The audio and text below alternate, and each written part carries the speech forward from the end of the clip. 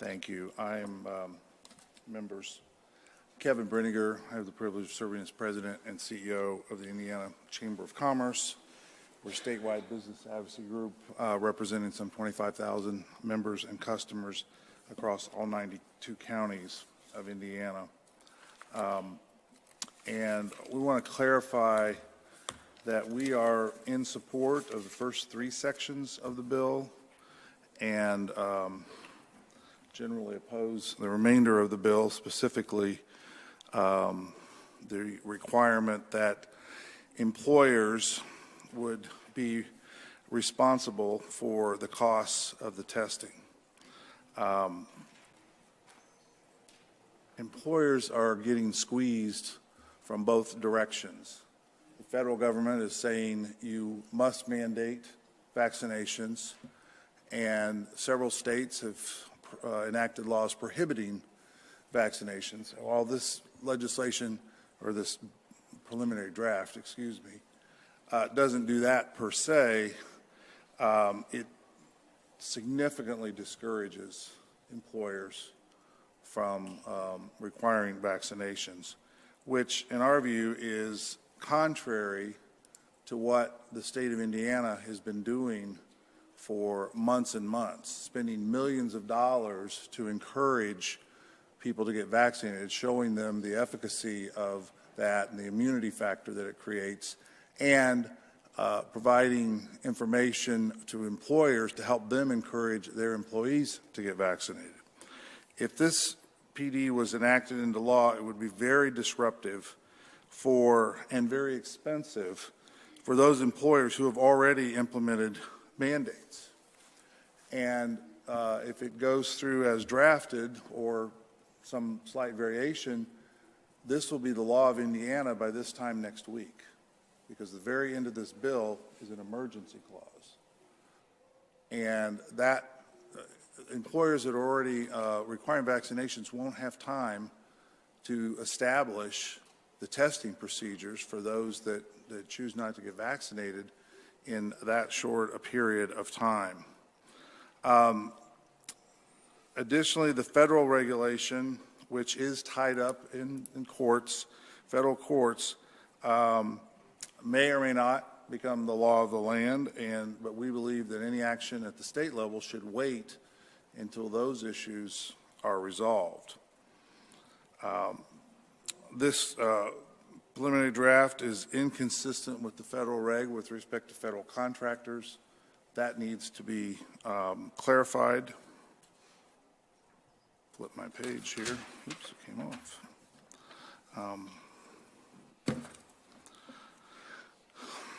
Representative Lehman mentioned Title VII.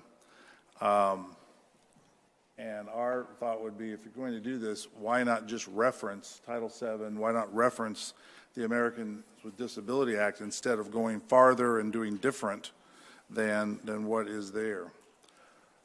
This will be incredibly expensive for employers to implement.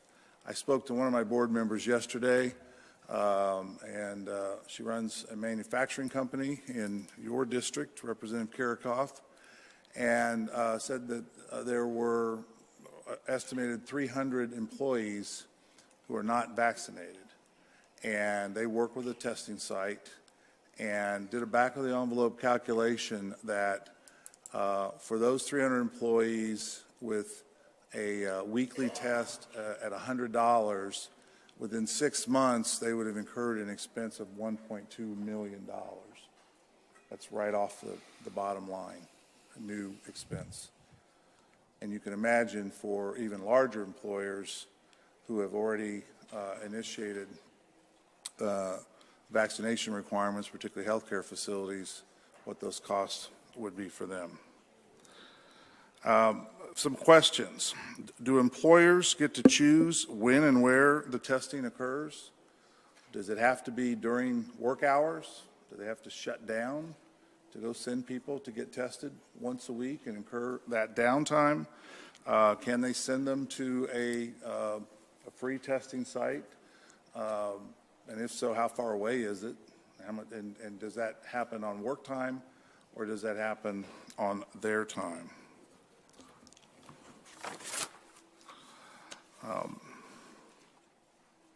With respect to the religious exemption, Title VII allows a provision for employers to demonstrate that they are unable to reasonably accommodate the religious exemption without undue hardship. We believe there should be a similar provision in this legislation if it were to go forward. And then there's a question of how is recovery actually defined? So those are just a number of the issues and concerns we have. We also, frankly, have a concern with the process that this is going under. January will be my 42nd legislative session.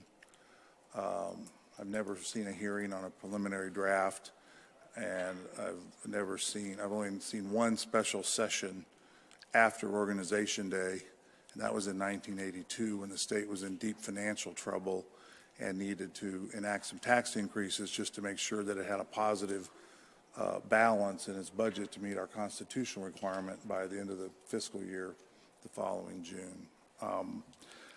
As presented here, the chamber and I believe the entire employer community is opposed to this legislation.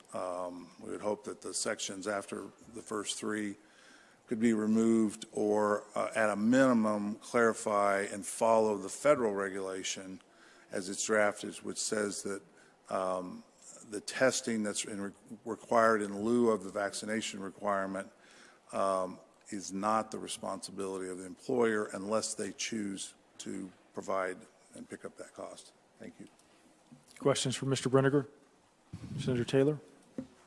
Thank you, Mr. Chairman.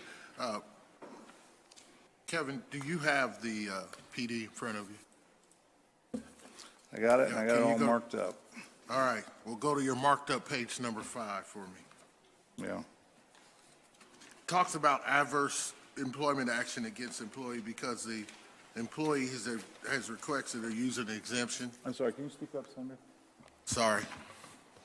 Says that there can be no adverse employment action against an employee because the employee has requested or used an exemption based on the medical reason, religious reason, or employee's agreement, or prior infection or recovery. Mm-hmm.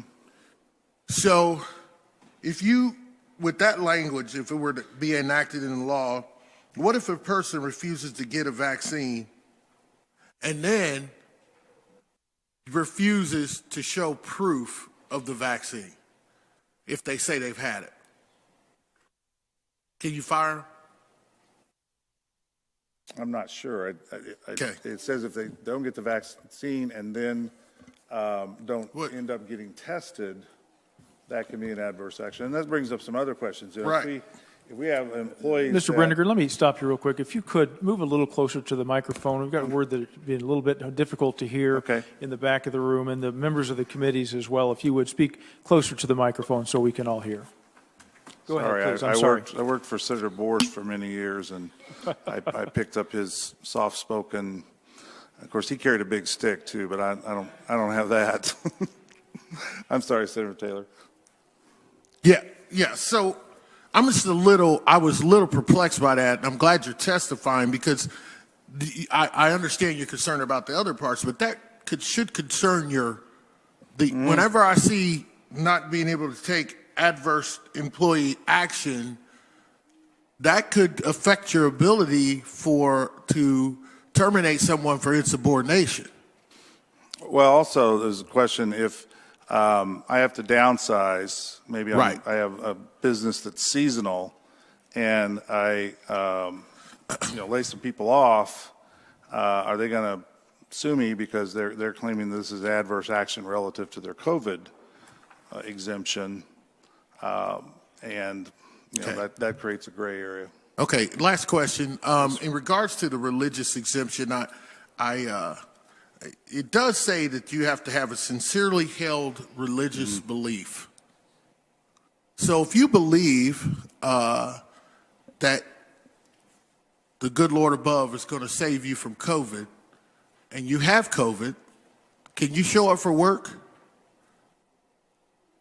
I think employers can prevent employees that are actively positive for COVID from coming to work. The other thing is, you think you could. So let me make sure I understand your answer, Kevin. You think that someone who presents a sincerely held religious belief that God will save them from COVID without going to the hospital, if they are positive of COVID, you believe your employers could stop them from actually coming to work? Short answer is, Senator, I've not contemplated that question when I looked at that, and you might want to look at it. We have a whole committee of employment lawyers that I would want to pose that question to, but I can get you their opinion on it. Okay, I respect that, but I think you might want to look at it.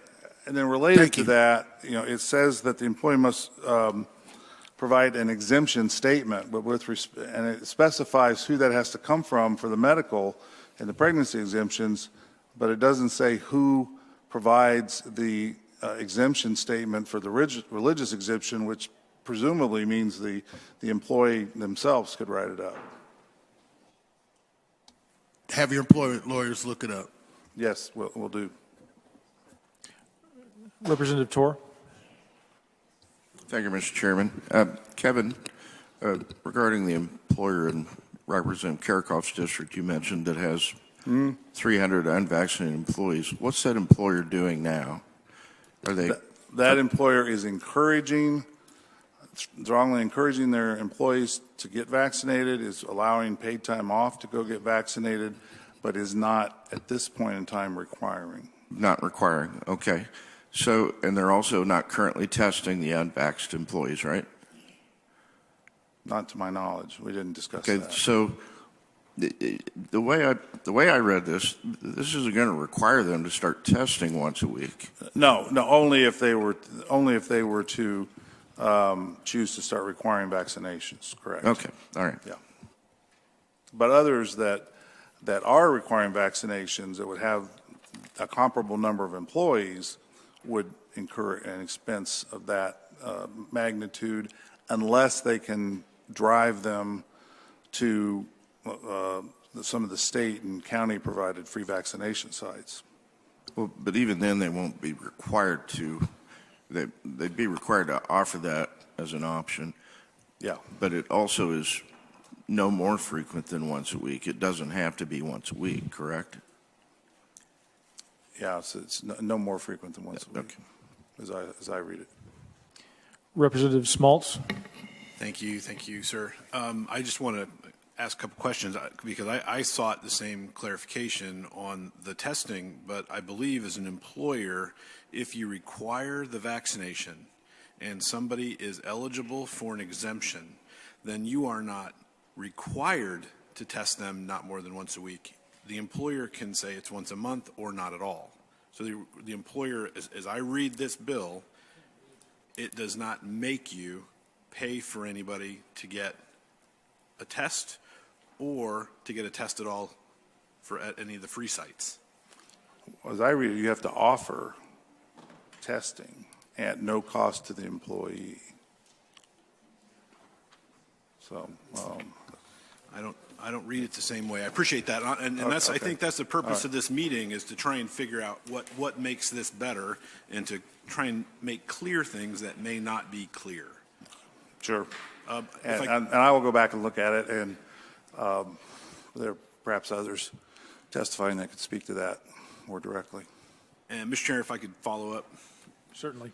So back to no adverse action against an employee. As I read that, it's no adverse action against an employee because the employee has requested or used an exemption based on the three items that we were just talking about, that prior infection as well. It doesn't talk about attendance. It doesn't talk about insubordination. It doesn't talk about violating well-established and written company policies in the company handbook. It doesn't talk about giving them, just because you didn't take the vaccine and you have an exemption does not make you free and clear from the other rules of the company. Do you read that the same way as I do? Yeah, I do. Okay, that exchange I wasn't sure.